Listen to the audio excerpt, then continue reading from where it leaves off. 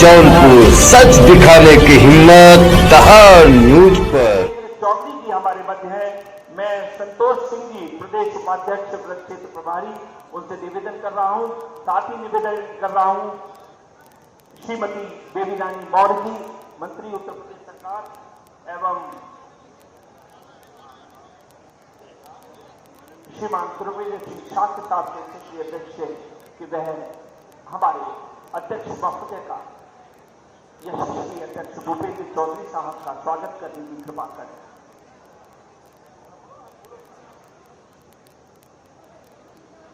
अगले स्वागत के क्रम में हमारे मध्य हमारे क्षेत्रीय अध्यक्ष परम श्रद्धेय सुरवीर सिंह शास्त्री जी मौजूद हैं।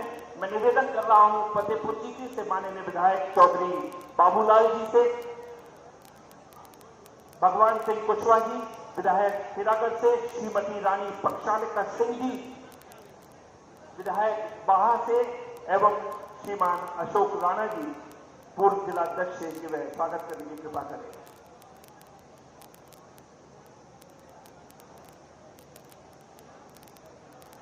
हमारे मध्य भारत सरकार के स्वास्थ्य परिवार कल्याण मंत्री परम श्रद्धेय श्रीमान प्रोफेसर एसपी सिंह बघेल साहब मौजूद हैं। आगरा को हमेशा उन्होंने गौरवान्वित किया है। मैं निवेदन कर रहा हूं श्री श्याम भदौरिया जी से कृपया आए और माननीय मंत्री जी का स्वागत कर लीजिए। श्रीमान जितेंद्र वर्मा जी से भी निवेदन कृपया आए और जितेंद्र वर्मा जी, श्याम भदौरिया जी कृपया माननीय मंत्री जी का स्वागत करने की कृपा करें। प्रोफेसर एसपी सिंह बघेल साहब का स्वागत करेंगे श्याम भदौरिया जी एवं श्री जितेंद्र वर्मा जी पूर्व विधायक।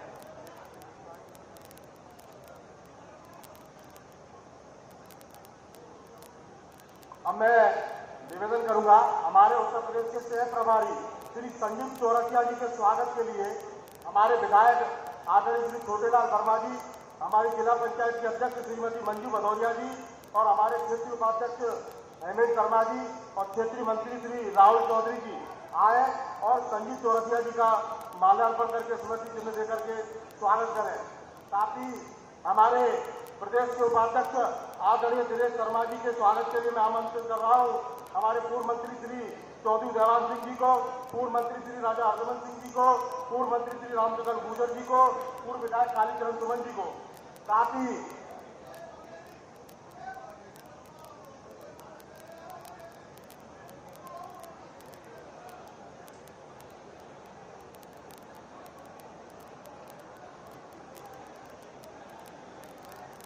स्वागत के इस क्रम में हमारे मध्य आदरणीय श्री दिनेश शर्मा जी प्रदेश उपाध्यक्ष मौजूद हैं और मैं राजा रिजमन सिंह जी, चौधरी उदयमान सिंह जी, रामचंद्र गुर्जर साहब, बलबीर सिंह कहरवाल जी और श्री कालीचरण सुमन जी से निवेदन कर रहा हूं कि वे श्री दिनेश शर्मा जी प्रदेश उपाध्यक्ष का सम्मान करने की कृपा करें। भाई थोड़ा सा मंच को व्यवस्थित कर लीजिए। हमारे मित्रों एक बार जोर से जयकारा, भारतीय जनता पार्टी जिंदाबाद, राजराष्ट्री जिंदाबाद, भूपेश चौधरी जिंदाबाद, राजराष्ट्री जिंदाबाद। मित्रों पूरे जनपद के ब्लॉक प्रमुख, जिला पदाधिकारी और पंचायतों के अध्यक्षों के द्वारा बड़ी माला से हमारे मुख्य अतिथियों का स्वागत हुआ है।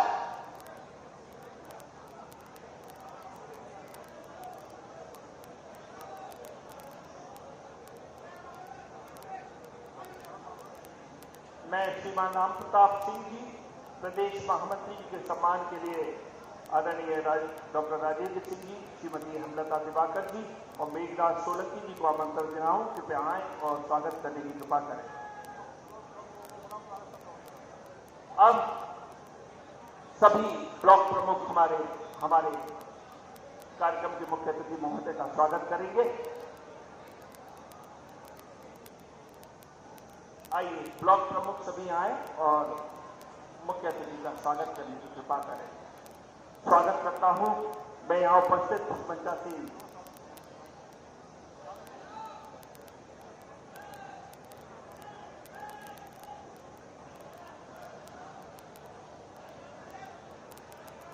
सभी ब्लॉक प्रमुख अगर यहां पर हैं वो आना चाहे।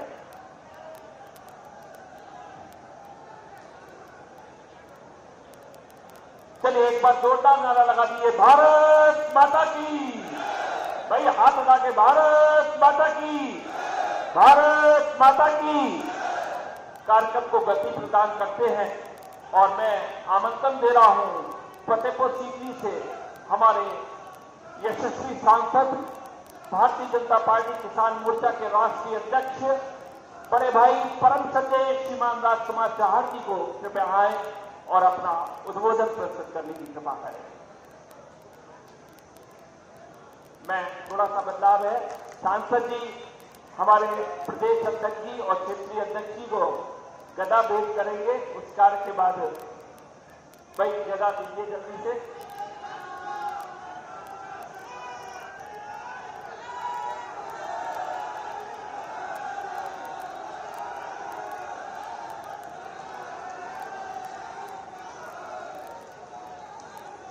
ब्लॉक प्रमुख आए तो स्वागत करने के लिए ब्लॉक प्रमुखों को आने दें।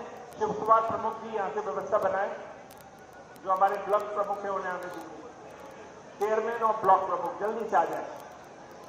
देखिए गांव की अपनी एक सरकार होती है, ब्लॉक प्रमुख, प्रधान, अपना चेयरमैन, तो इनको सम्मान करने दीजिए प्लीज। और मेरा आमंत्रण आदरणीय श्री राजकुमार चाहर जी, माननीय सांसद फतेहपुर सीकरी, जो कि भारतीय जनता पार्टी किसान मोर्चा के राष्ट्रीय अध्यक्ष भी हैं, कृपया आए और अपना उद्बोधन प्रस्तुत करने की कृपा करें।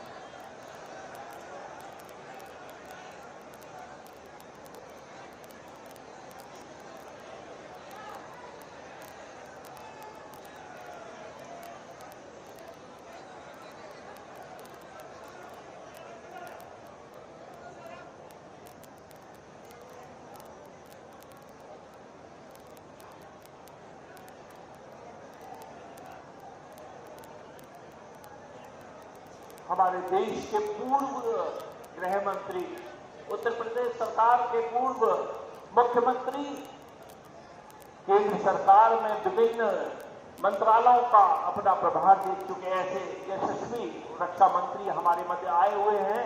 तो मैं चाहता हूं कि एक बार जोरदार तालियों से उनका अभिनंदन होना चाहिए और आमंत्रण श्रीमान राजकुमार चाहर जी, माननीय सांसद फतेहपुर सीकरी, अपने उद्बोधन के लिए।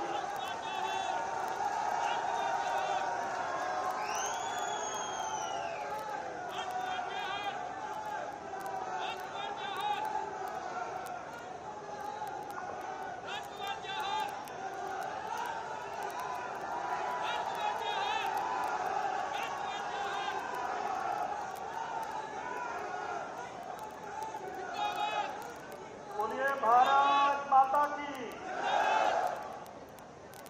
बस इतनी सी आवाज निकलेगी का भैया? बोलिए भारत माता की। अब पीछे तक ना हाथ उठने ना फेरे हाथ को उठने, जोरदारी से भैया, पूरे मुट्ठी बांध के, पूरी जोरदारी से बोलिए भारत माता की। सोनू बैठ रहे भैया, बैठ जा भाई। आज गिरिराज जी बेटा, गिरिराज जी अब बैठ जाओ। आज हमारे बीच में कागारोल के किदवई इंटर कॉलेज के पवित्र ग्राउंड पर देश के रक्षा मंत्री, हम किसानों के नेता, हम जवानों का नेतृत्व करने वाले ऐसे आदरणीय राजनाथ सिंह जी का मैं फतेहपुर सीकरी लोकसभा क्षेत्र की धरती पर हार्दिक स्वागत और अभिनंदन करता हूं। हमारे बीच में जिनकी बागडोर उनके हाथों में है, उत्तर प्रदेश के भारतीय जनता पार्टी के अध्यक्ष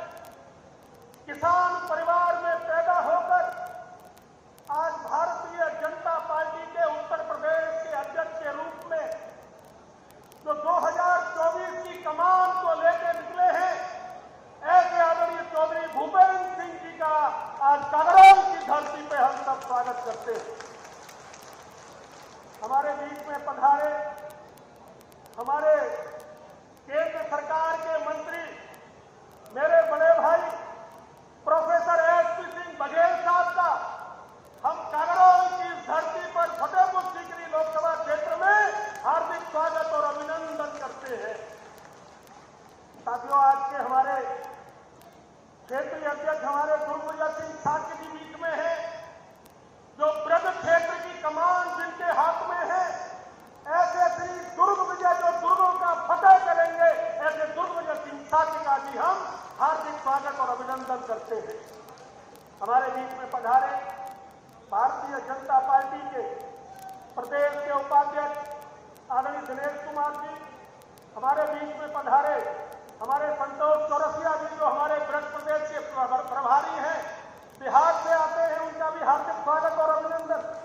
हमारे बीच में पधारे हमारे मित्र साथी पुराने जिन्होंने भारतीय जनता पार्टी को आगरा जिले में बहुत मजबूत किया, ऐसे श्री राम प्रताप सिंह चौहान का हम हार्दिक स्वागत करते हैं। हमारे संतोष सिंह जी हमारे ब्रज क्षेत्र के प्रभारी, उनका हम हार्दिक स्वागत करते हैं। हम अपने बीच में आगरा की जिला पंचायत अध्यक्ष यहाँ बैठी हैं, हमारे आगरा की मेयर जो अभी 1 लाख वोटों से अधिक के चुनाव जीत कर आई है, उनका भी हम हार्दिक अभिनंदन और स्वागत करते हैं। हमारी बड़ी बहन जिन्होंने आगरा का गौरव बढ़ाया, राज्यपाल रह के बढ़ाया, मेयर रह के बढ़ाया और आज उत्तर प्रदेश की मंत्री के रूप में श्री बेबी रानी मौर्य जी भी हमारी आगरा के बीच में बैठी हैं, उनका भी हार्दिक स्वागत और अभिनंदन। साथियों, हमारे विजय शिवरे जी प्रदेश मंत्री पधारे हैं, उनका स्वागत। हमारे बीच में उपस्थित हमारे रानी पच्छादिका जी हमारे बीच में पधारी हैं, उनका स्वागत। हमारे आदरणीय छोटेलाल वर्मा जी पधारे हैं, उनका स्वागत। मंजू जी भदौरिया हमारी जिला पंचायत अध्यक्ष है, उनका स्वागत। और हमारे बीच में हमारा छोटा भाई श्री भगवान सिंह कुशवाहा जो क्षेत्र के लोकप्रिय विधायक हैं, उनका बहुत स्वागत। अब मैं कर रहा हूं स्वागत क्योंकि फतेहपुर सीकरी लोकसभा क्षेत्र का कार्यक्रम है। और हमारे बहुत ही प्रिय जिनसे हमारे बड़े प्रगाढ़ और प्रिय रिश्ते रहे हैं शुरू से, ऐसे आदरणीय चौधरी बाबूलाल जी का भी बहुत बहुत स्वागत। डॉक्टर राजेंद्र सिंह जी हमारे बीच में पधारे हैं, उनका भी स्वागत। और राम सकल गुर्जर जी, राजा अरिंदमन सिंह जी, चौधरी उदयभान सिंह जी, चंद्रेश्वर महेश गोयल जी और जितने भी हमारे नेता बैठे हैं, श्याम भदौरिया जी, और एक स्वागत और बनता है उत्तर भाटी हमारे अभी कॉर्पोरेट बैंक के चेयरमैन बने हैं, तो जोरदार तालियों से उनका भी स्वागत। साथियों, आदरणीय चौधरी उदयभान सिंह और सब लोग बैठे हैं। मैं अब ज्यादा वक्त नहीं लूंगा। आप सबसे पहले मैं आप सब यहां उपस्थित हजारों की हजार संख्या में आए हुए गांव-गांव, चाहे वो बाहर का कोना हो, चाहे फतेहपुर सीकरी हो, चाहे आगरा ग्रामीण हो, चाहे खेरागढ़ हो, चाहे फतेहाबाद हो, मैं सभी जनता जनार्दन के चरणों में शीश नवाकर आप सबका अभिनंदन करता हूं, आप सबका स्वागत करता हूं। साथियों, मुझे आज केवल स्वागत भाषण देना है, लेकिन मैं 5 मिनट में अपनी बात पूरी करूंगा। आज हमारे लिए गौरव की बात है और मैं दिल से और व्यक्तिगत रूप से कहना चाहता हूं कि अगर आदरणीय श्री राजनाथ सिंह जी ने मुझे आशीर्वाद नहीं दिया होता तो 2012 के विधानसभा के चुनाव के बाद जब मैं आदरणीय राजनाथ जी से मिलने गया, उस समय वो राष्ट्रीय अध्यक्ष थे। उन्होंने कहा, राजकुमार, तुमने निर्दलीय लड़कर जनता ने 62,000 वोट देकर तुम्हारे प्रति कैसा प्यार है ये साबित कर दिया है। अब तुम्हारा एक एक पल भारतीय जनता पार्टी में बीतना चाहिए, यह मैं निर्देश देता हूं। और इसीलिए आज उसी घटना के कारण आदरणीय राजनाथ जी का और पार्टी के नेतृत्व का जो आशीर्वाद मिला, आपका ये किसान गांव परिवार का बेटा आज सांसद के रूप में आपकी सेवा करने के लिए आपके बीच में तैयार है, काम कर रहा है जो बन सकता है। ये आदरणीय राजनाथ जी का आशीर्वाद था। उन्होंने मुझे ठहराव दिया, उन्होंने मुझे गार्जियन के नाते मुझे मार्ग मेरा, मुझे कहा कि एक एक पल भारतीय जनता पार्टी के लिए काम करो। आज उसी का परिणाम है। मैं देश और दुनिया की राजनीति के बारे में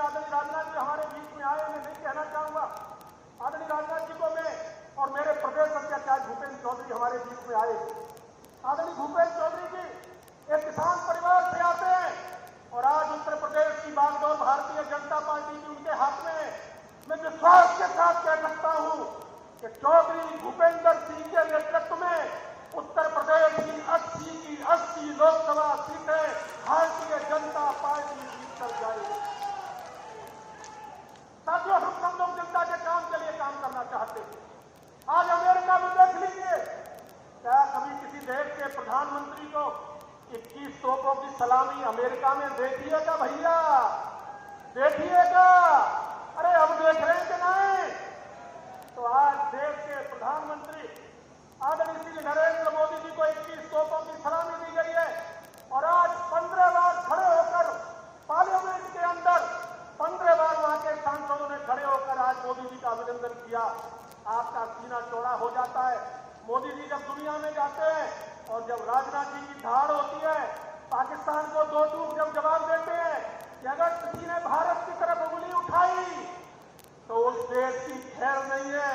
जब राजनाथ जी ये बोलते हैं तो अड़ोस पड़ोस के देश थर्रा उठते हैं। साथियों, ऐसे राजनाथ जी आज हमारे बीच में हैं। मैं आपसे कुछ काम ऐसे हुए, माननीय रक्षा मंत्री जी, माननीय प्रदेश अध्यक्ष जी, आगरा में एक सबसे बड़ी समस्या थी पानी, और अकबर के जमाने में पेयजल की समस्या चली आ रही है। अकबर भी पानी की समस्या के कारण आगरा छोड़कर फतेहपुर सीकरी छोड़कर भाग गया था। लेकिन उम्मीद की किरण जब जागी, जब देश के प्रधानमंत्री के रूप में श्री नरेंद्र मोदी जी ने देश की कमान संभाली। और आज आपको मैं खुशखबरी दे रहा हूं, एक खुशखबरी देना चाह रहा हूं। जल जीवन मिशन के अंतर्गत हमें पानी देने के लिए अब जमीन से निकला हुआ पानी नहीं आएगा। जो सैकड़ों साल की समस्या का समाधान करने के लिए देश के प्रधानमंत्री श्री नरेंद्र मोदी जी ने, उत्तर प्रदेश के मुख्यमंत्री आदरणीय श्री योगी आदित्यनाथ जी ने, आपके लाडले बेटे और मेरे विधायक और पार्टी के नेताओं के प्रयास से, पूरी पार्टी के संयुक्त प्रयास से आज घर घर में अब पानी नहीं आएगा। क्या आएगा? अब घर घर में गंगा जल आएगा। गंगा जल हमेशा हमेशा के लिए पानी की, पेयजल की स्थायी समस्या का समाधान हो गया है। और बता दूं, टेंडर खुल गए भैया। 3 दिन पहले टेंडर भी खुल गए। अगले महीने से काम शुरू हो जाएगा और 1 साल के भीतर गंगा जल आपको घर घर में मिलेगा। इतना बड़ा काम करने का काम देश के प्रधानमंत्री जी ने किया है। साथ ही क्यों अब गंगा मैया को जयकारों का मंत्र करना है? इधर से आवाज आनी चाहिए। बोल गंगा मैया की, बोल गंगा मैया की। साथियों, किरावली के चौराहे से लेकर पूरे फतेहपुर सीकरी लोकसभा क्षेत्र को जोड़ने के लिए एक नया नेशनल हाईवे मंजूर हुआ है, जो किरावली से चलेगा, कागरौल आएगा, कागरौल से सैया और खेरागढ़ के बीच में होते हुए वो चलता चला जाएगा। वो सैया जाएगा, इरादत नगर जाएगा, शमशाबाद जाएगा, फतेहाबाद जाएगा और ऊडी के मोड़ पर जाकर इटावा से जाकर जुड़ जाएगा। इतना बड़ा नेशनल हाईवे आपके लिए मंजूर हुआ है। महिलाओं के लिए पॉलिटेक्निक कॉलेज, हमारी बच्चियां पॉलिटेक्निक में पढ़े, उसके लिए कॉलेज बन गया, ITI बन गए, मिनी स्टेडियम बन गए। जो भी आप चाहते थे वो सब हो रहा है, क्योंकि मोदी है तो, मोदी है तो, मोदी है तो। एक बात कहकर मैं अपनी बात को पूरी करूंगा। साथियों, आजकल विपक्षी दल घबरा रहे हैं और पटना में बैठकर मीटिंगें चल रही हैं। ऐसे दलों की मीटिंगें चल रही हैं जिन दलों के नेता भ्रष्टाचार में पूरी तरह डूबे हुए हैं, जो एक दूसरे की शक्ल देखना पसंद नहीं करते थे, वो सब एकजुट हो रहे हैं। लेकिन मैं इस मंच के माध्यम से कहना चाहता हूं, बुझे हुए पटाखे इकट्ठे भी हो जाए तो मोदी और राजनाथ जी की जोड़ी को जो परमाणु बम है कोई हिला नहीं सकता, कोई हिला नहीं सकता। कितने भी बुझे हुए पटाखे एक हो जाए, महाशक्ति तो महाशक्ति होती है। मैं आप लोगों से इतना और कहना चाहूंगा, जो विकास की कल्पना आपने करी थी, वो फतेहपुर सीकरी लोकसभा क्षेत्र के अंदर विकास के नए नए इतिहास रचे जा रहे हैं और आने वाले समय में भी वो इतिहास रचे जाएंगे।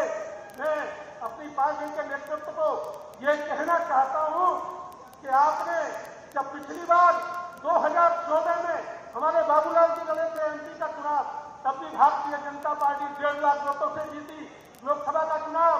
जब आपने राजकुमार चाहर को कैंडिडेट बनाया तो भारतीय जनता पार्टी लगभग 5 लाख वोटों से लोकसभा का चुनाव जीती।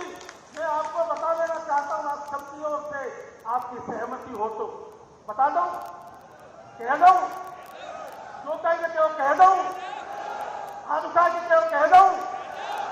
मैं आश्वस्त करना चाहता हूं भारतीय जनता पार्टी के नेतृत्व को कि 2024 के चुनाव में हमारे गिरिराज सिंह कुशवाहा जैसे जिलाध्यक्ष से लेकर मेरी पार्टी का जिला नेतृत्व बैठा है, मेरे पार्टी के दुर्ग विजय में बैठे हों, चाहे हमारे और क्षेत्रीय पदाधिकारी, प्रदेश के पदाधिकारी, जिले के पदाधिकारी बैठे हों, चाहे मेरे सम्मानित यहाँ विधायक बैठे हैं, पूर्व विधायक बैठे हैं, हम सब लोग मिलकर लोकसभा फतेहपुर सीकरी क्षेत्र से भारतीय जनता पार्टी को कम से कम 7 लाख वोटों से जिताकर आपको सीट देने का काम करेंगे। ये मैं आपको विश्वास दिखाते हैं। मैं यही कहकर कि गांव, गरीब, किसान, मजदूर, नौजवान, छोटा व्यापारी, दुकानदार, सबके लिए दिनों रात हम सब मिलकर मेहनत करें। उत्तर प्रदेश के अंदर 80 की 80 सीटें आएंगी तो फतेहपुर सीकरी लोकसभा का क्षेत्र भी ऊपर निकल के आए। मैं आपसे बारंबार पुनः कहना चाहूंगा कि एक बार मेरे निवेदन पर खड़े होकर मेरे राष्ट्रीय नेता, किसानों के मसीहा, जवानों के नेता और मेरे प्रदेश अध्यक्ष भूपेन्द्र चौधरी जी के लिए खड़े होकर एक बार अभिवादन के रूप में तालियां बजाकर जोरदारी से स्वागत करिए। खड़े होकर एक बार जोरदारी से स्वागत। आप सबका बहुत बहुत धन्यवाद। राम राम था।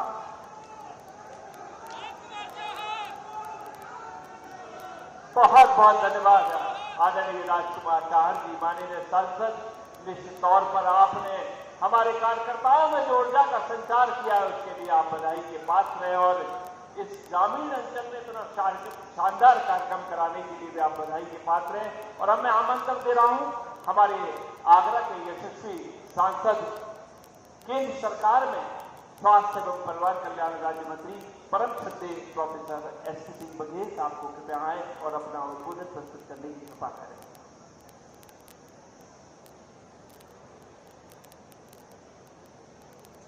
इस देश के करोड़ों गरीबों, किसानों, दलितों, पिछड़ों, अल्पसंख्यकों, मेहनतकश मजदूरों, खासतौर से किसानों के नेता, अगर गिनाना शुरू करूंगा तो उत्तर प्रदेश के विधायक, उत्तर प्रदेश के कैबिनेट मंत्री, उत्तर प्रदेश के मुख्यमंत्री, उत्तर प्रदेश के प्रदेश अध्यक्ष, भारत सरकार में शुरू में नेशनल हाईवे के मंत्री और भी कई विभाग, उसके बाद गृह मंत्री, रक्षा मंत्री और राष्ट्रीय अध्यक्ष रह चुके, वर्तमान में हमारे दुनिया के मजबूत रक्षा मंत्रियों में से एक आदरणीय श्री राजनाथ सिंह जी। मुझे प्रदेश अध्यक्ष जी ने कहा कि बस उनका नाम लेके मैं समाप्त कर दूं। दुनिया के सबसे बड़ी पार्टी के सबसे बड़े सूबे के लोकप्रिय भारतीय जनता पार्टी के नॉन डिप्लोमेटिक स्टेट फॉरवर्ड प्रदेश अध्यक्ष भूपेन्द्र चौधरी जी, स्थानीय लोकप्रिय सांसद भाई राजकुमार चाहर जी, स्थानीय विधायक बाबूलाल जी, सभी मंचासीन हमारे नेतागण, बुजुर्गों, नौजवान साथियों, माताओं, बहनों, यदि मैं लंबा भाषण दूंगा तो अपनी ही सभा को खराब करूंगा जो आगरा में होने जा रही है। दुनिया के सबसे लोकप्रिय नेताओं, भारत के यशस्वी प्रधानमंत्री नरेंद्र मोदी जी के 9 साल बेमिसाल सेवा, सुशासन और गरीब कल्याण के 9 वर्ष पूरे होने के उपलक्ष्य में आयोजित कार्यक्रमों की श्रृंखला में आज फतेहपुर सीकरी और आगरा में आयोजित जनसभा में हमारे रक्षा मंत्री जी संबोधित करेंगे। हम उपलब्धियों में तमाम उपलब्धि गिनाते हैं, शौचालय, आवास, उज्ज्वला, किसान सम्मान निधि, गैस के सिलेंडर, शौचालय, लेकिन एक उपलब्धि हमें शुरुआत करनी चाहिए। आदरणीय राजनाथ सिंह जी को पता है कि ये जो लुटियन जोन है ये काजल की कोठरी है और पहली बार हिंदुस्तान में हुआ है कि काजल की कोठरी में माननीय प्रधानमंत्री जी, जिसके दस्तखत अगर बेईमान हो तो अरबों रुपए का हो सकता है, 9 साल अपने मंत्रिपरिषद के साथ निवास कर रहे हों और एक काला दाग ना पड़ा हो, ऐसा कोई फकीर हो सकता है, ऐसा कोई परमहंस या कोई औघड़ बाबा हो सकता है जो 9 साल लुटियन जोन में रहे और भ्रष्टाचार का एक दाग ना लगे। न मांझी, न रहबर, न हक में हवाएं है, कश्ती भी टूटी, एक ऐसा सफर है, फकीरी का अपना अलग ही मजा है, न पाने की चिंता, न खोने का डर है। तो प्रधानमंत्री जी को नफा नुकसान ना देखते हुए राष्ट्र हित और जनहित और गरीब हित में निर्णय लेते हैं। इसलिए 9 वर्ष, खास तौर से रक्षा मंत्री जी को यहाँ पे लाऊंगा। कृष्णा मेनन जब रक्षा मंत्री थे तो जीप घोटाला हो गया था। मैं जब नौकरी में था तो बोफोर्स हो गया था और बोफोर्स की तोप के गोलों ने कांग्रेस को नष्ट नाबूद कर दिया। उत्तर प्रदेश में नहीं पनप रही है। इसलिए जो राजकुमार चाहर जी ने पटना का जिक्र किया है, चाणक्य ने बहुत साल पहले कहा था कि यह कोई राजा बहुत लोकप्रिय होगा जैसे मोदी जी हैं तो हमारे दुश्मन के दुश्मन हमारे दोस्त के सिद्धांत पर दुर्लभ संधियां और दुर्लभ गठबंधन हुआ करेंगे। गठबंधनों के इतिहास में एक सबसे बड़ा गठबंधन नहीं मर्जर हुआ था। आज का दिन का हमें जिक्र करना चाहिए। आज 25 जून है। 25 जून 1975 को इंदिरा गांधी ने आपातकाल लगा करके प्रेस की स्वतंत्रता को खत्म करने के साथ ही संपूर्ण विपक्ष को जेल में भेजा था। 77 में पार्टी बनी, जनसंघ का मर्जर हुआ। 2 प्रधानमंत्री के साथ 27 महीने चले, मोरारजी भाई और चरण सिंह।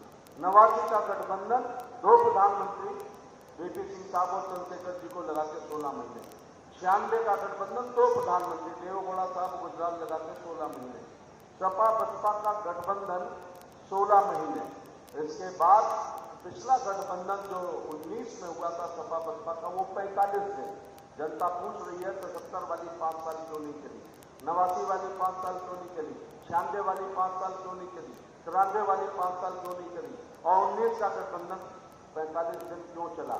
इसलिए इस गठबंधन बेमेल विवाह है। ऐसा गठबंधन कभी हनीमून नहीं मना पाता। बस 2 मिनट कह के, अगर ये गठबंधन हो रहा है तो खेत में, खलिहान में, ठंड में तापते हुए अघाने पर, रात करते हुए कल्याण पर किसान भी एक गठबंधन कर रहा है। और 80 करोड़ लोग पूछ रहे हैं कि जब 5 किलो गेहूं और चावल मुफ्त का पा रहे हैं तो हम कालीदास नहीं है कि जिस डाल पे बैठे हो उसको काट दे। 11 करोड़ किसान कह रहा है मेरे निधि में, सम्मान निधि मेरे खाते में 12वीं आ चुकी है। 7 करोड़ 9 करोड़ महिलाएं पूछ रही हैं अब कंडे पे रोटी नहीं बनानी है, अब गैस का सिलेंडर है। 11 करोड़ परिवार कह रहे हैं किडनी 5 लाख में बदली है, प्रधानमंत्री को आयुष्मान भव कहूंगा, ये विपक्ष का सत्यानाश होगा। इसलिए मैं अपनी बात समाप्त करते हुए एक बार पुनः पूरे मंच का आगरा लोकसभा की तरफ से मैं स्वागत करता हूं और अभिनंदन करता हूं। बहुत बहुत धन्यवाद। राम राम साहब। बहुत बहुत धन्यवाद माननीय केंद्रीय मंत्री परम श्रद्धेय प्रोफेसर एसपी सिंह बघेल साहब। बघेल साहब और राजकुमार चाहर जी की, राम लक्ष्मण जी की ये जोड़ी आगरा और फतेहपुर सीकरी के विकास में लगी हुई है। और अब मैं आमंत्रण दे रहा हूं ऐसे व्यक्तित्व को जिसे सुनने के लिए हम सब लोग यहाँ आतुर हैं। हमारे उत्तर प्रदेश भारतीय जनता पार्टी के प्रदेश अध्यक्ष परम श्रद्धेय श्रीमान भूपेंद्र सिंह जी, एक बार करतल ध्वनि से उनका स्वागत कीजिए, अभिनंदन कीजिए, अभिवादन कीजिए।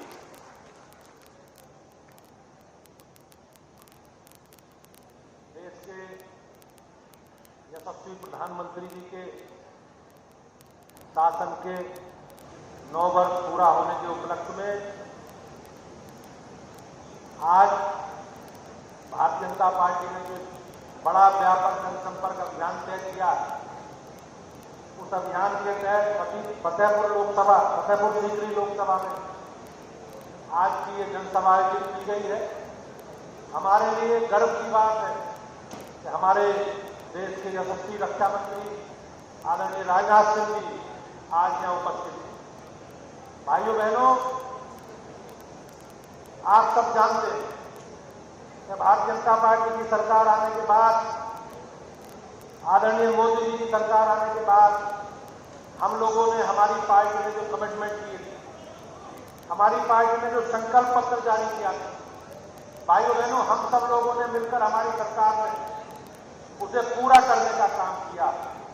विपक्षी दलों के लोग आज गठबंधन की बात कर रहे हैं, ठगबंधन की बात कर रहे हैं, लेकिन हमारे लिए गर्व की बात है कि हमारी सरकार के लोग, हमारे देश के प्रधानमंत्री जी, हमारे रक्षा मंत्री जी और सभी वरिष्ठ लोग जनता के बीच में जाकर अपनी सरकार की उपलब्धि गिना रहे हैं, अपनी सरकार का रिपोर्ट कार्ड जनता के बीच में रख रहे हैं। ये हमारे लिए गर्व की बात है।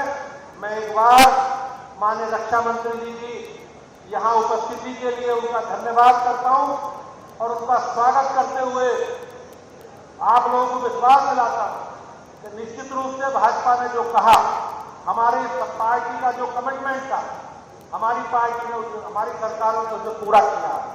मैं एक बार पुनः मंचासीन सभी भारतीय जनता पार्टी के वरिष्ठ पदाधिकारियों का स्वागत करता हूं और एक बार पुनः माननीय रक्षा मंत्री जी का उत्तर प्रदेश पधारने पर भारतीय जनता पार्टी के उत्तर प्रदेश के अध्यक्ष की ओर से उनका स्वागत और अभिनंदन करता हूं और कोई बीच में अवरोध न करते हुए मैं पुनः आप सबका धन्यवाद करते हुए माननीय रक्षा मंत्री जी को आमंत्रित करता हूं कि वो हमारी सरकार का रिपोर्ट कार्ड, जो जो काम सरकार ने किए, आप सबके सम्मुख रखेंगे। माननीय रक्षा मंत्री जी।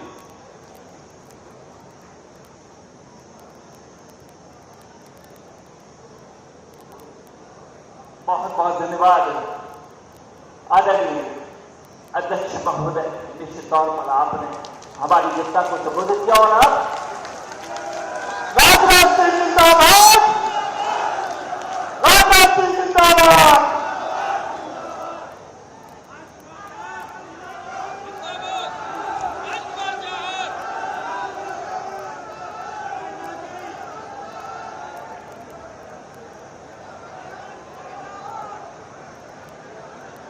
भारतीय जनता पार्टी उत्तर प्रदेश के अध्यक्ष, बैठ जाइए, कभी तक बैठ जाइए। बोलिए भारत माता की, भारत माता की। भारतीय जनता पार्टी उत्तर प्रदेश के अध्यक्ष,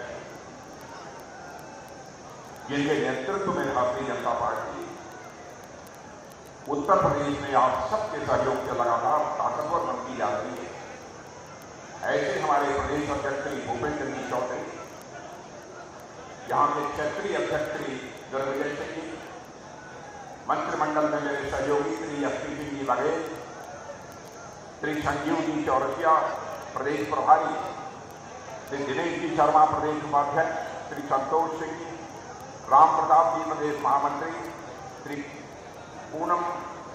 पूनम बजाज जी, गिरिराज सिंह कुशवाहा और आपके लोकप्रिय सांसद श्री राजकुमार जी चाहत, बेबी रानी जी मौर्य, कैबिनेट मंत्री श्री वीएस शिवहरे जी, विधायक डॉक्टर मंजू भदौरिया, अध्यक्ष जिला पंचायत चौधरी बाबूलाल जी, श्री छोटेलाल जी वर्मा, विधायक श्रीमती रानी प्रक्षालिका सिंह जी, भगवान सिंह जी कुशवाहा, पूर्व मंत्री श्रीमान अर्जमन सिंह जी, चौधरी उदयवान सिंह जी पूर्व मंत्री, राम सकल जी गुर्जर, डॉक्टर राजेंद्र सिंह जी पूर्व विधायक, कालीचंद जी सुमन, हेमलता जी, महेश गोयल जी, बहुत नाम है। अब मैं शेष नामों को छोड़ देता हूं और इस सभा में मौजूद मेरे सभी सम्मानित बहनों एवं भाइयों, शायद इस स्थान पर पहली बार किसी सार्वजनिक सभा को संबोधित करने के लिए आप सबके सामने खड़ा हुआ। उत्तर प्रदेश में पार्टी का अध्यक्ष रहते हुए उत्तर प्रदेश का मुख्यमंत्री रहते हुए उत्तर प्रदेश के कोने कोने जाने का अवसर प्राप्त हुआ है। लेकिन केंद्रीय राजनीति में आने के बाद स्वाभाविक है कि उसमें कहीं न कहीं कुछ कमी आई है। फिर भी इतनी बड़ी संख्या में आप सब मौजूद हैं। लंबे अरसे के बाद मिल रहा हूं। बहुत ही गर्मजोशी के साथ आप लोगों ने स्वागत किया है, इसलिए मैं भी अपनी तरफ से शीश झुकाकर आप सभी बहनों भाइयों का हार्दिक अभिनंदन करता हूं। आप सभी का मैं स्वागत करता हूं। बहनों भाइयों, आज के 4-5 दिन पहले रक्षा मंत्रालय में आपके सांसद राजकुमार जी चाहर मुझे पहले मेरा यहां आने का कोई कार्यक्रम नहीं था। केवल मेरा कार्यक्रम आगरा शहर में लगा हुआ था। राजकुमार जी ने कहा कि मैं चाहता हूं कि आप हमारे संसदीय निर्वाचन क्षेत्र में आएं। बहनों भाइयों, मैं तहे दिल राजकुमार चाहर को आज से नहीं, विगत कई वर्षों से दिल से मानता हूं। राजकुमार चाहर के आग्रह को मैं नहीं टाल पाया। मुझसे बहुत सारे लोगों ने कहा कि आप जब आगरा में सार्वजनिक सभा को संबोधित करने जा रहे हैं तो फिर ग्रामीण क्षेत्र में जाने का क्या औचित्य? अरे मैं कहा, मैं तो गांव का रहने वाला हूं। यदि गांव के लोगों ने आमंत्रित किया है तो मैं निश्चित रूप से गांव के लोगों के बीच में जाऊं। और मुझे खुशी है कि आपके सांसद राजकुमार चाहर आपके सांसद हैं और साथ ही पार्टी ने एक बहुत बड़ी जिम्मेदारी ले रखी है, किसान मोर्चे के राष्ट्रीय अध्यक्ष। स्वाभाविक है कि देश के कोने कोने में इन्हें कार्यक्रमों की दृष्टि से जाना पड़ता है। फिर भी जितना हो सकता है वह आपके बीच समय। और मैं आपसे कहना चाहता हूं, जो हमारा भाई के जीवन काम हो, हमारा कोई सांसद, हमारे बीच का कोई नेता आगे बढ़ रहा है, यदि उसको अपने क्षेत्र में आने में कोई कमी रह जाए तो भाइयों, उस पर ध्यान नहीं देना चाहिए, बल्कि उसका स्वागत किया जाना चाहिए।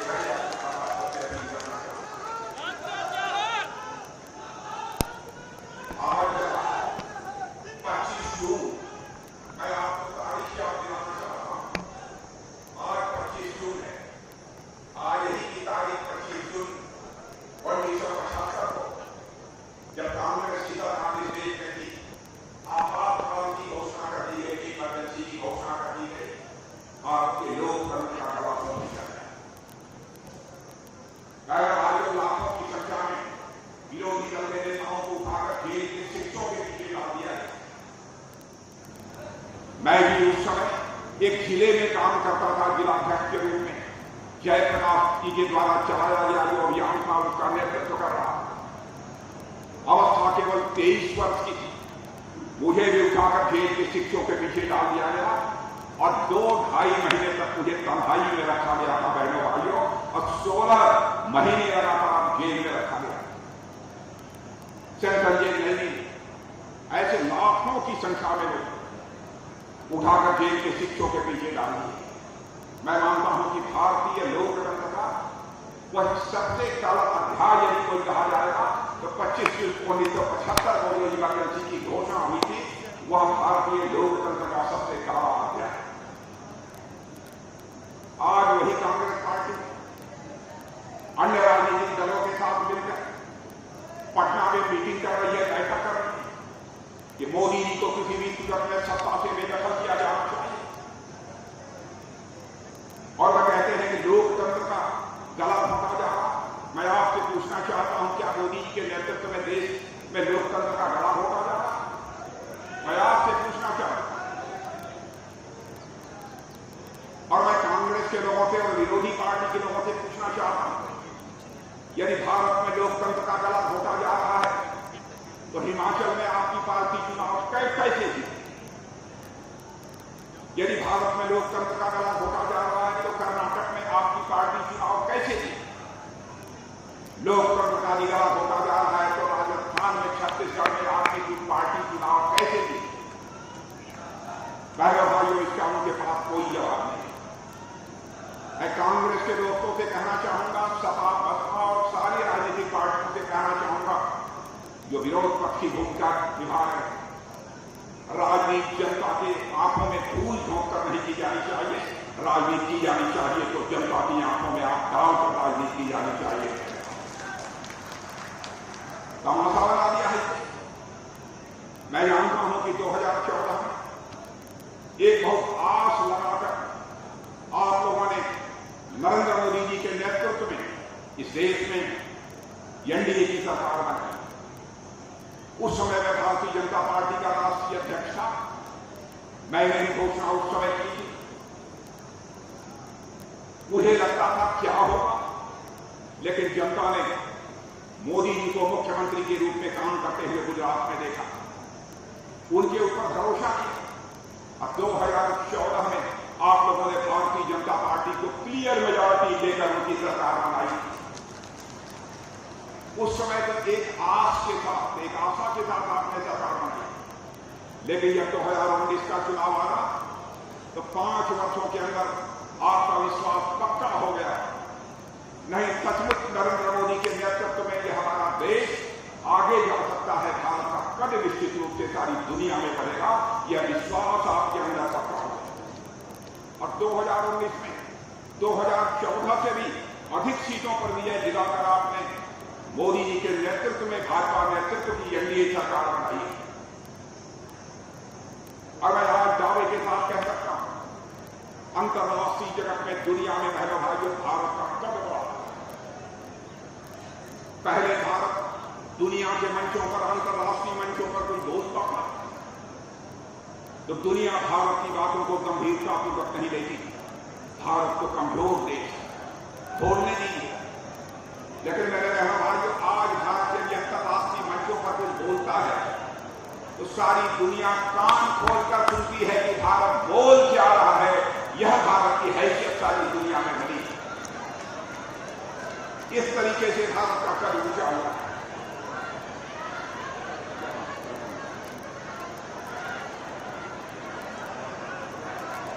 बैठ जाइए, कुछ महिलाएं हैं, राजकुमार जी गए, बैठे, उनसे मिलना चाहिए।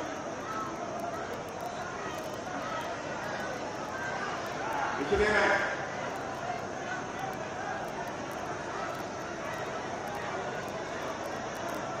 भाइयों, यही मैं आप सबसे अपील कर रहा हूं।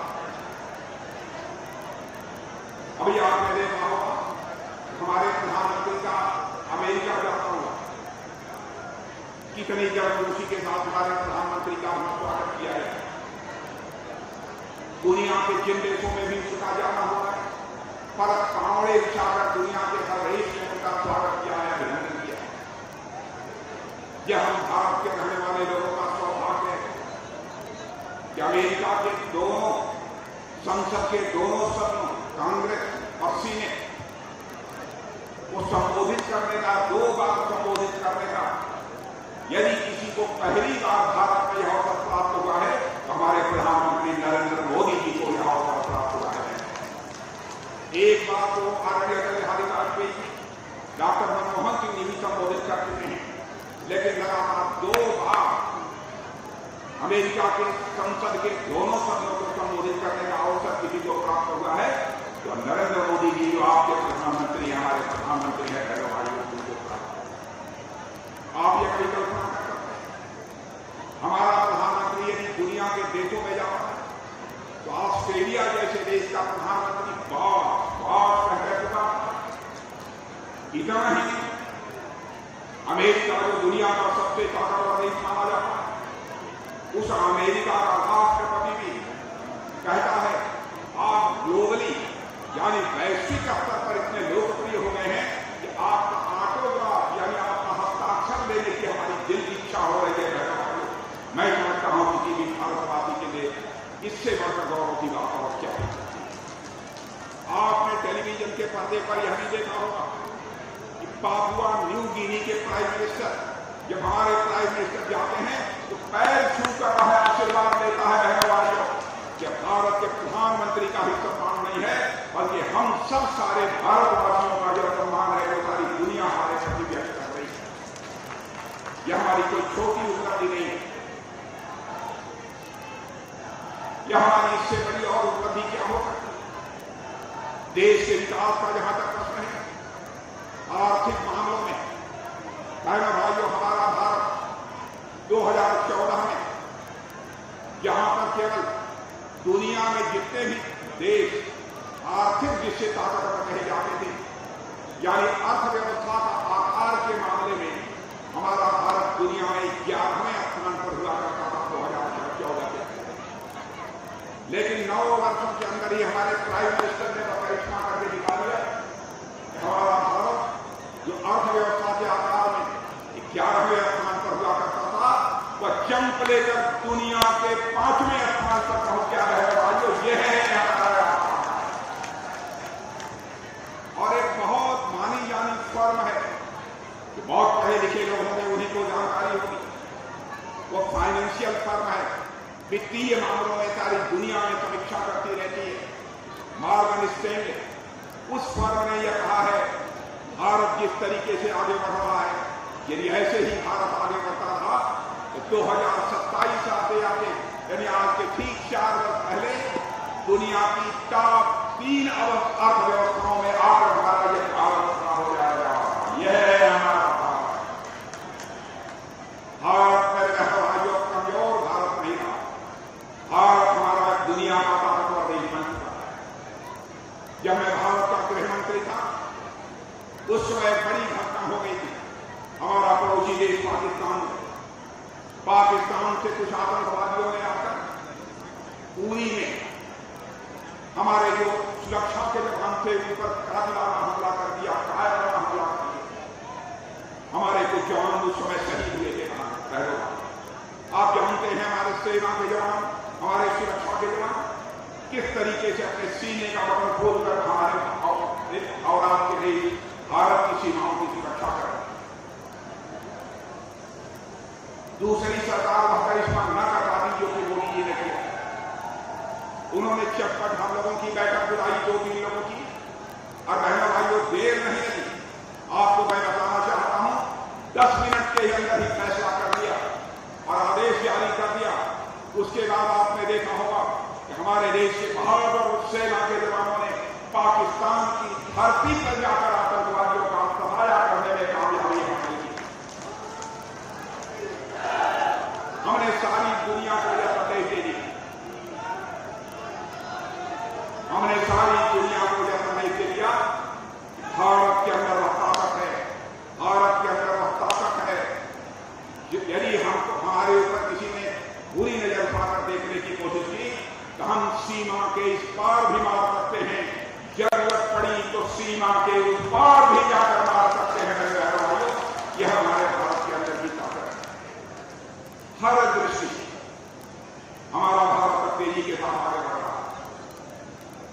अगर देश के मान सम्मान स्वाभिमान का प्रश्न खड़ा होगा तो आप जानते हैं हर व्यक्ति भूखों रहना मंजूर कर लेता है बहनों भाइयों, लेकिन स्वाभिमान से किसी भी सूरत में समझौता नहीं करता। जैसे हर व्यक्ति का स्वाभिमान होता है, वैसे ही हर समाज का भी स्वाभिमान होता है, वैसे ही देश का भी स्वाभिमान होता है। स्वाभिमान यह मनुष्य के हृदय की सबसे बड़ी भावना होती है, और यही स्वाभिमान की भावना, राष्ट्रीय स्वाभिमान की भावना चंद्रशेखर आजाद, सरदार भगत सिंह, खुदीराम बोस स्वाभिमान के अंदर 26 साल की जवानी चंद्रशेखर आजाद ने इसी इलाहाबाद के कंपनी गवर्नर में अपने रिवॉल्वर की गोलियों से अंग्रेज दुश्मनों को भूनते भूनते जब रिवॉल्वर में अंतिम गोली शेष बची तो उन्हें इस बात की चिंता सताने लगी कि कहीं विदेशियों की रिवॉल्वर की गोली मेरे सीने में आकर, मेरे शरीर में आकर मेरे शरीर को नापाक कर दे। इसलिए बहादुर चंद्रशेखर आजाद ने, राष्ट्रीय स्वाभिमान के धनी चंद्रशेखर आजाद ने अपने ही रिवॉल्वर की अंतिम गोली अपने सीने में दाग लेने का काम किया था। तब जाकर यह देश आजाद हुआ है। ऐसा है यहाँ अशफाकुल्लाह खान, 31 साल की जवानी थी। मां कहती थी, बेटा अशफाकुल्लाह जवान हो गया है, शादी कर ले, मैं बूढ़ी हो गई हूं, मेरी देखभाल करेगी, मेरी परवरिश करेगी। लेकिन अशफाकुल्लाह के दिल में तो आजादी हासिल करने की दीवानगी, मुस्कुराकर मां के आग्रह को टाल दे। लेकिन जब अंग्रेजों की हत्या करने के मामले में अशफाकुल्लाह को फांसी की सजा हो गई अशफाकुल्लाह से फांसी के तख्त पर जाने के बाद पूछा, बोलो अशफाकुल्लाह, तुम्हारी अंतिम मुराद क्या है? जो भी तुम्हारी अंतिम मुराद होगी यह संदेश तुम्हारी मां तक पहुंचा दिया जाएगा। राष्ट्रीय स्वाभिमान के धनी अशफाकुल्लाह खान ने उसी फांसी के तख्त से मुस्कुराते हुए कहा, जय मजिस्ट्रेट, जाकर मेरी मां को कह दे कि तुम्हारा बेटा अशफाकुल्लाह आज फांसी के तख्त पर खड़े होकर अपनी शादी रचाने जा रहा है, तुम्हारी मुराद पूरी करने जा रहा है। मजिस्ट्रेट ने कहा, क्या अशफाकुल्लाह फांसी के तख्त पर खड़े होते ही तुम पागल हो? कहां है वो लड़की जिस लड़की के साथ तुम फांसी के तख्त पर खड़े होकर अपनी शादी रचाने जा रहे हो? राष्ट्रीय स्वाभिमान के धनी अशफाकुल्लाह खान ने कहा, मेरे बहनों भाइयों, मैं पागल नहीं हो गया हूं, मजिस्ट्रेट तुम अंधे हो गए, क्या तुझे दिखाई नहीं देता? मेरी आंखों के सामने जो यह फांसी का बंदा है, यही वो हमारी महबूबा है जिसे आज मैं अपने गले से लगाने जा रहा हूं, जिसके साथ मैं शादी रचाने जा रहा हूं। बहनों भाइयों, ऐसे राष्ट्रीय स्वाभिमान के धनी लोगों के कारण ही हमारा यह भारत जाकर आजाद हो रहा है। हम सबकी जिम्मेदारी बनती है कि भारत को हम सब लोग साथ लेकर, और मैं याद दिलाना चाहूंगा 2014 का जब चुनाव मोदी जी लड़ रहे थे, हम और वो दोनों लेके सार्वजनिक सभा में थे। उन्होंने कहा था, सौगंध मुझे, सौगंध इस देश की मिट्टी की, सौगंध मुझे इस देश की मिट्टी की, देश नहीं मिटने दूंगा, देश नहीं झुकने दूंगा। और भाइयों, आज आप देख रहे हैं देश के मिटने की बात बहुत दूर हो गई है। दुनिया की कोई ताकत हमारे देश को घुमा भी नहीं। जहां तक गांव, गरीब और किसानों का सवाल, मैं भाइयों पिछली सरकारों से और मेरी सरकारों से आप ये तुलना कर रही है तो सहज रूप से आप इस नतीजे पर पहुंचेंगे कि सरकार चलाने के मामले में बेहतर इंसान यदि कोई पहली तरह साबित हुआ है, उसका नाम है नरेंद्र मोदी कहना चाहता हूं। और मैं आपको याद दिलाना चाहता हूं, कोविड का संकट जहां आया था, कोविड से आप लोग भी प्रभावित थे, कोरोना से आप लोग भी प्रभावित थे कि नहीं? प्रभावित थे। भारत में एक व्यक्ति भी शेष नहीं बचा है जिसको की वैक्सीन की टीका 2 डोज में लग गई। और मैं आपको बताना चाहता हूं, जबकि यह वैक्सीन जिसका आपको टीका लगता है, यह टीका पहले भारत में नहीं बनता, दुनिया के दूसरे देशों से मंगाना पड़ा। हमारे प्रधानमंत्री ने दृढ़ इच्छा शक्ति के साथ फैसला किया और हमारे देश के वैज्ञानिकों का हौसला बुलंद किया और यह टीका हमारे देश में बनने लगा। और आपको जानकर खुशी होगी, अमेरिका जैसे ताकतवर देश में भी वहां के रहने वाले सभी नागरिकों को वैक्सीन टीके की 2 डोज 3 डोज नहीं लगी है सारी दुनिया में, केवल तो भारत में रहने वाले लोगों को लगी है बहनों भाइयों, और दुनिया के किसी देश में नहीं लगी। और इतना ही हम लोगों ने केवल भारतवासियों की सेवा की, दुनिया के 120 देशों को भी यह वैक्सीन मुहैया कराने का काम यदि किसी ने किया है, हमारे और आपके देश भारत ने किया है। यह है भारत की हैसियत, भारत की हैसियत बनी है। मेरे भाइयों, रूस और यूक्रेन के बीच इस समय संघर्ष चल रहा, बराबर तो गोले, बम, मिसाइल चलाए जा रहे हैं दोनों तरफ से। और जब संघर्ष शुरू हुआ तो यूक्रेन में हमारे हजारों बच्चे जो भारत के नागरिक थे वो फंसे हुए। यहां पर उनके माता पिता यह कहते थे, मोदी जी चाहे जैसे भी हो हमारे बच्चे यूक्रेन से वापस आने चाहिए। संकट था, जब मिसाइल, बम, तो गोले चल रहे हैं, कैसे बच्चों को बाहर निकाला। अब आप देखिए, ध्यान से सुनिएगा मेरे बहनों भाइयों, हमारे प्रधानमंत्री ने रूस के राष्ट्रपति पुतिन से उठाकर टेलीफोन बात किया, यूक्रेन के राष्ट्रपति मिस्टर जेलेंस्की से टेलीफोन उठाकर बात किया, और अमेरिका के राष्ट्रपति जो बाइडेन से उठाकर टेलीफोन पर बात किया। और रूस और यूक्रेन के बीच चलने वाला युद्ध 4.5 घंटे के लिए रुक गया। 27,000 बच्चे हमारे भारत आ गए। मेरे बहनों भाइयों, यह है भारत की।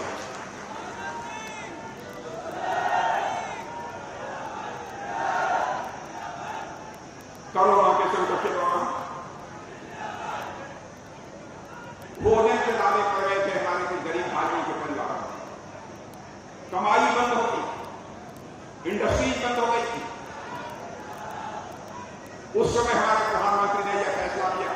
उस समय फैसला किया जब तक सामान्य स्थिति नहीं पैदा हो जाती और लोग फिर से अपने कामों पर नहीं पहुंच पाते, तब तक हर व्यक्ति को हम 5 किलो मुफ्त राशन मुहैया कराएंगे। और बहनों भाइयों का राशन आज भी मिल रहा है। मैं आपसे पूछना चाहता हूं, मिल रहा है कि नहीं? क्या पीछे बड़ी ईमानदारी से बताइए, आप लोग बताइए, मुफ्त राशन मिल रहा है कि नहीं मिल रहा है? 5 किलो मजा आ रहा है कि नहीं आ रहा है?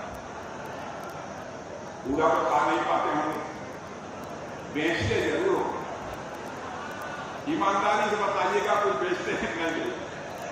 अरे ऐसा मैंने देखा है कि परिवार में जहां पर प्रौढ़ है 3, 4, 5 लोग हैं, तो वो अपना 25 किलो मिल रहा है, 25 किलो मिल रहा है, सब तो खा नहीं पाएंगे, तो बेच दीजिए। भाइयों, ऐसी सरकार आपको नहीं मिली, ऐसी सरकार नहीं मिली। और आज भी 80 करोड़ लोगों को 5 किलो राशन मुफ्त मुहैया है। ये छोटी बात नहीं है। हर घर में शौचालय होना चाहिए। क्या कभी आपने कहा कि प्रधानमंत्री आएगा तो यह कहेगा कि नहीं, माताओं, गरीब माताओं बहनों की भी इज्जत होती है, उनका भी सम्मान होगा, उनके घर में भी शौचालय होना चाहिए। अभी हमारे राज्यपाल चाह जी चर्चा कर रहे थे, हर घर में नल पहुंचाकर और जल के माध्यम से जल मुहैया कराने की कोशिश की जा रही है। और आपको मैं बताना चाहता हूं, इस हिंदुस्तान के 4 करोड़ परिवारों में हम लोगों ने नल के माध्यम से जल देना प्रारंभ कर दिया है। यदि आपके क्षेत्र में नहीं मिल रहा है तो भी मिल रहा है। मेरे बहनों भाइयों, यदि इन सब सारी चीजों की चर्चा करूंगा तो बहुत लंबा समय लगेगा, क्योंकि हमारे आगे भी सार्वजनिक सभा है। मैं यही आप सबसे कहना चाहूंगा, हमारे केंद्र की सरकार, हमारे प्रदेश की सरकार, योगी आदित्यनाथ जी के नेतृत्व में हमारे उत्तर प्रदेश की सरकार, यह जो मोदी जी के मार्गदर्शन में योगी जी की सरकार बहुत अच्छी तरह काम कर रही है।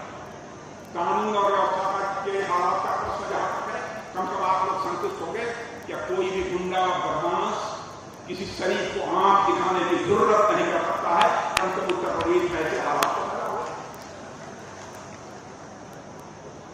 और जब हम किसी राज्य का व देश का विकास करना चाहते हैं, जब तक कानून और व्यवस्था चुस्त दुरुस्त नहीं होगी मेरे भाइयों, तब तक राज्य का क्षेत्र का विकास नहीं किया जाता।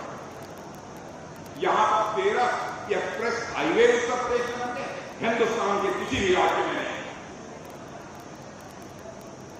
हमारे प्रधानमंत्री मोदी जी के नेतृत्व में यहां से मुख्यमंत्री योगी आदित्यनाथ जी ने बहुत ही सराहनीय काम किया। जितने भी सराहना की जा रहा है, इसीलिए हम लोग कहते हैं डबल इंजन की सरकार, केंद्र में भी हमारी सरकार आपने बनाई है, तो प्रदेश में भी हमारी सरकार। इसीलिए हम उस समय जब 2022 का चुनाव हो रहा था तो आप सबसे वोट मांगे, क्योंकि मान लीजिए एक इंजन की यदि कोई सरकार है और एक जगह फेल हो गई तो फिर राज्य में फेल नहीं होगा, राज्य में फेल हो गई तो फिर केंद्र काम नहीं कर पाएगा।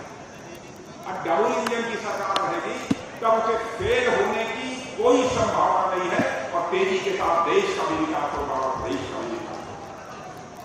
हमारा देश और प्रदेश तेजी के साथ आगे बढ़ेगा।